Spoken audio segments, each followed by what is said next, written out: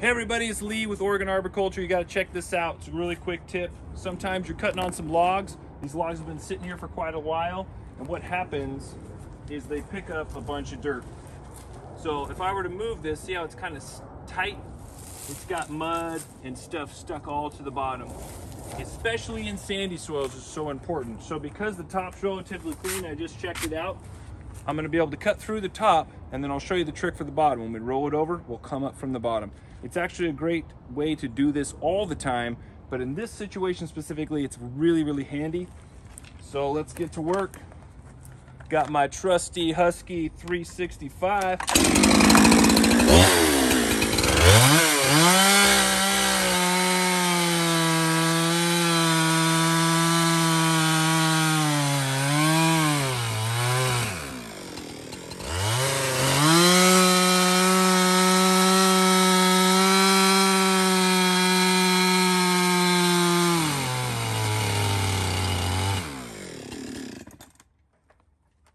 Now the trick here, I'm trying to make this quick.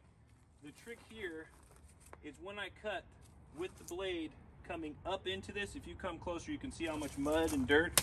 And this is clay, so it's not the worst, but if I was in sandy soil, it'd be really bad. But you can see how much debris is on there. When I come from underneath, what's gonna happen is, the way this works, it's gonna be pushing the dirt away from my cut.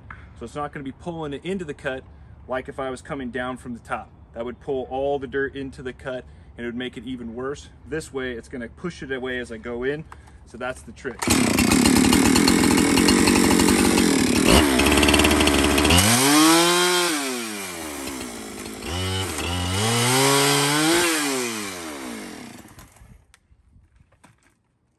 when you heard that we only sharpen our chains like once a month, that's why.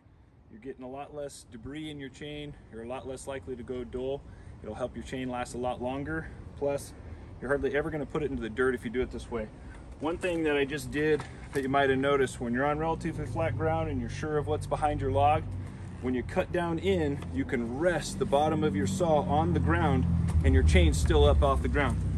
This is a good example. I've still got another, inch and a half or almost 2 inches of clearance.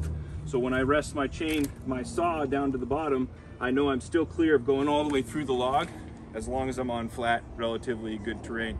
But check it out, see if these tips help you out, and check in next time. We'll see what we're doing then.